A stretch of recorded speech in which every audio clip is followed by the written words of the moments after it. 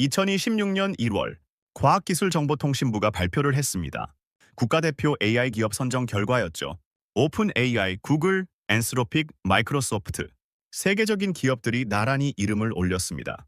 그런데 한국 기업은 단 한 곳도 없었습니다. 네이버도 없었습니다. 네이버는 대한민국 IT의 상징이었습니다.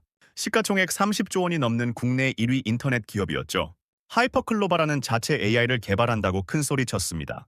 2023년에는 글로벌 AI 리더가 되겠다고 선언했습니다. 투자 금액만 1조 원이 넘었습니다. 그런데 국가대표 선정에서 탈락했습니다. 정부가 인정하지 않은 겁니다. 기술력이 부족하다는 평가였죠. 더 충격적인 건 그 다음이었습니다.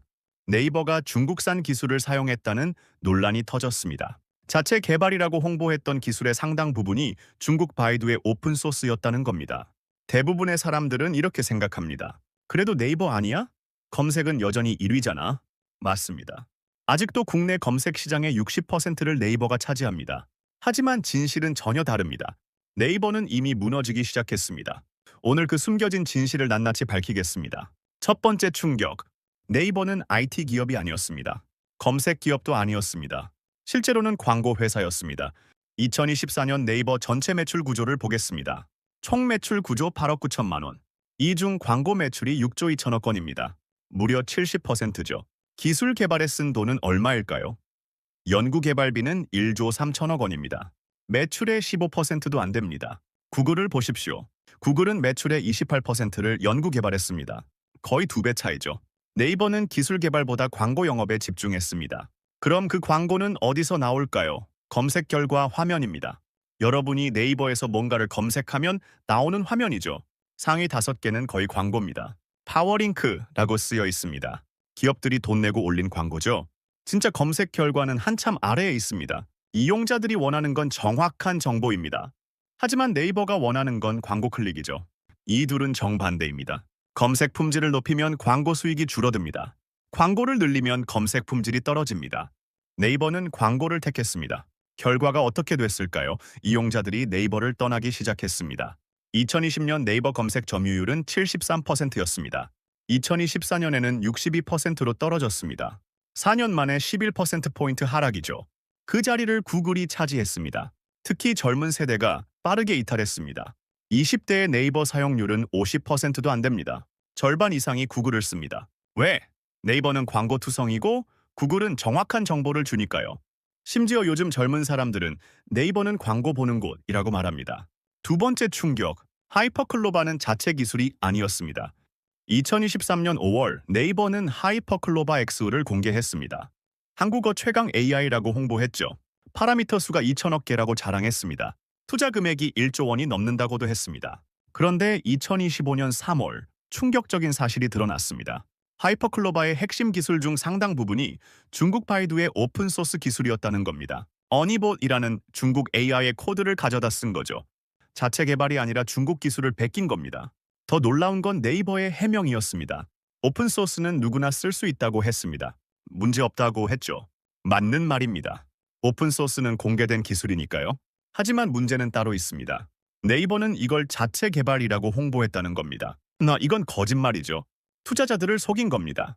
1조 원을 들여서 우리가 직접 만들었다고 했는데 실제로는 중국 기술을 가져다 쓴 거니까요. 그럼 그 1조 원은 어디에 쓴 걸까요? 정확한 내역은 공개되지 않았습니다. 의문만 남았죠. 더 큰 문제가 있습니다. 기술 종속입니다. 중국 기술에 의존하면 어떻게 될까요? 중국이 기술 제공을 중단하면 네이버도 멈춥니다. 중국이 업데이트를 안 하면 네이버도 뒤처집니다. 자주성이 없는 거죠. 대한민국 1위 IT 기업이 중국 기술에 종속된 겁니다. 실제 사례를 보겠습니다. 52세 박대리는 네이버 개발자입니다. 15년째 일하고 있죠. 그는 하이퍼클로바 개발팀에 있었습니다. 2023년 팀장이 지시를 내렸습니다. 바이두 어니봇 코드를 분석해라. 우리 모델에 적용할 수 있는지 보라. 박 대리는 이상했습니다. 자체 개발 아니었나요? 팀장은 이렇게 말했습니다. 시간이 없어. 바퀴를 새로 만들 필요 없잖아. 이미 있는 걸 쓰면 되지. 박 대리는 할 말이 없었습니다. 상사의 명령이니까요. 그렇게 중국 기술이 하이퍼클로바에 들어갔습니다. 석 달 후 하이퍼클로바 X가 공개됐습니다. 시 언론은 네이버의 독자 기술이라고 보도했습니다. 투자자들은 환호했죠. 주가가 올랐습니다. 박 대리는 뉴스를 보면서 씁쓸했습니다. 이게 독자 기술인가? 하지만 아무 말도 할 수 없었습니다. 2년이 지났습니다. 2025년 진실이 터졌습니다. 박 대리는 회사를 떠났습니다. 양심의 가책을 견딜 수 없었다고 합니다. 지금은 작은 스타트업에서 일합니다. 돈은 적지만 떳떳하게 일할 수 있어서 좋다고 말합니다. 세 번째 충격. 네이버는 혁신을 포기했습니다. 2015년으로 돌아가 보겠습니다. 당시 네이버는 야심차게 라인을 일본에 출시했습니다. 메신저 앱이죠. 대성공이었습니다.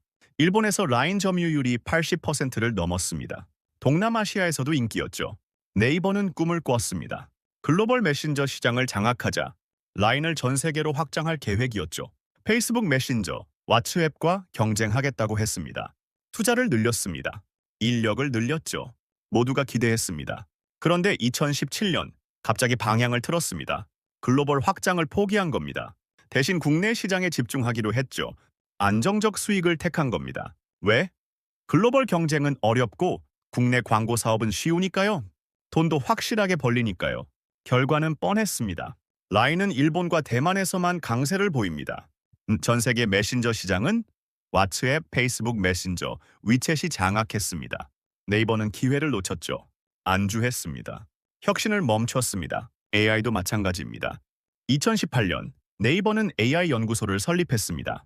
글로벌 AI 리더가 되겠다고 선언했죠. 하지만 실제로는 어땠을까요? 연구개발비는 매출의 15%도 안 됐습니다. 구글의 절반 수준이죠. 인재 영입도 소극적이었습니다. AI 전문가들에게 제시한 연봉은 연봉 1억 원 정도였습니다. 구글은 어떨까요? 3억 원에서 5억 원을 줍니다. 3배에서 5배 차이죠. 당연히 인재들은 구글로 갔습니다. 네이버에는 이류 인재만 남았습니다. 네 번째 충격. 조직 문화가 썩었습니다. 네이버 내부를 들여다보면 놀라운 사실을 발견합니다. 의사결정이 느립니다. 새로운 아이디어가 나와도 승인받기까지 6개월이 걸립니다. 왜? 보고 라인이 복잡하기 때문이죠. 실제 사례입니다. 34세 김 과장은 네이버 기획팀에 있었습니다. 2022년 그는 새로운 AI 서비스 아이디어를 냈습니다. 챗봇 기반 쇼핑 추천 서비스였죠. 팀장은 좋다고 했습니다. 하지만 본부장 승인이 필요했습니다. 본부장에게 보고했습니다. 본부장도 긍정적이었습니다. 하지만 임원 승인이 필요했죠. 임원에게 올렸습니다. 석 달이 걸렸습니다. 임원은 수정을 요구했습니다. 시장 조사를 더 해라. 다시 3개월이 걸렸습니다. 6개월 후 드디어 승인이 났습니다. 그런데 문제가 생겼습니다. 오픈 AI가 똑같은 서비스를 출시한 겁니다. 챗 GPT 쇼핑 플러그인이었죠. 네이버는 늦었습니다. 기회를 놓쳤습니다. 김 과장의 아이디어는 서랍에 들어갔습니다. 김 과장은 좌절했습니다. 1년 후 그는 네이버를 떠났습니다. 지금은 AI 스타트업을 창업했습니다. 네이버에서는 아이디어가 죽는다. 여기서는 즉시 실행한다고 말합니다. 실제로 그의 스타트업은 석 달 만에 서비스를 출시했습니다. 이게 네이버의 현실입니다. 느린 의사결정, 복잡한 조직, 보수적 문화. 혁신은 불가능합니다. 젊은 인재들은 떠나고 남은 사람들은 안주합니다. 회사는 점점 늙어갑니다. 이제 악순환 구조를 보겠습니다. 네이버가 광고에 집중하면 어떻게 될까요? 검색 품질이 떨어집니다. 이용자들이 불만을 갖죠. 그럼 네이버는 어떻게 할까요? 광고를 더 늘립니다. 수익을 유지하려고요. 그럼 검색 품질은 더 떨어집니다. 이용자가 줄어듭니다. 특히 젊은 층이 떠나죠. 네이버의 대응은 기존 이용자한테 광고를 더 보여줍니다. 그럼 남은 이용자들도 떠납니다. 악순환입니다. 끝이 없습니다. 기술 개발도 마찬가지입니다. 중국 기술에 의존하면 자체 역량이 떨어집니다. 개발자들이 실력을 키울 기회가 없으니까요. 그럼 더 중국 기술에 의존하게 됩니다. 자체 개발 능력은 더 떨어지죠. 이것도 악순환입니다. 조직 문화도 그렇습니다. 혁신이 막히면 인재가 떠납니다. 인재가 떠나면 조직이 더 보수적이 되죠. 보수적이면 혁신이 더 막힙니다. 더 많은 인재가 떠납니다. 계속 반복됩니다. 결국 손해보는 건 누구일까요? 일반 이용자입니다. 여러분입니다. 광고 투성이 검색 결과를 봐야 합니다. 정확한 정보를 찾기 어렵죠. 저품질 AI 서비스를 써야 합니다. 중국 기술에 의존하니 개인정보 유출 위험도 있습니다. 주주들도 손해입니다. 네이버 주가는 2021년 고점 대비 60% 하락했습니다. 시가총액이 반토막 났죠. 투자자들은 수조 원을 잃었습니다. 왜? 네이버가 미래를 준비하지 않았기 때문입니다. 더 큰 문제는 국가 경쟁력입니다. 네이버는 대한민국 IT를 대표하는 기업이었습니다. 그 네이버가 무너지면 어떻게 될까요? 한국 IT 전체가 흔들립니다. 중국 기술에 종속되면 기술 주권을 잃습니다. 심각한 문제죠. 정리하겠습니다. 네이버가 무너지는 이유는 네 가지입니다. 첫째, 기술보다 광고에 집중했습니다. 둘째, 자체 개발 대신 중국 기술에 의존했습니다. 셋째, 혁신을 포기하고 안주했습니다. 넷째, 조직이 썩었습니다. 이것이 숨겨진 진실입니다. 그렇다면 우리는 어떻게 해야 할까요? 세 가지만 기억하십시오. 첫째, 네이버에만 의존하지 마십시오. 구글, 빙, 다른 검색 엔진도 써보세요. 둘째, 광고와 진짜 정보를 구분하십시오. 파워링크는 광고입니다. 셋째, 국내 IT 기업들을 감시하십시오. 제대로 개발하는지 투명한지 확인하세요. 모르는 게 약이 아닙니다. 아는 것이 힘입니다. 이제 여러분은 네이버의 진실을 알았습니다. 속지 마십시오. 대한민국 IT의 미래는 우리 손에 달려 있습니다. 제대로 된 기업을 제대로 된 기술을 지지해야 합니다. 그것이 우리가 할 일입니다. 구독과 좋아요 부탁드립니다.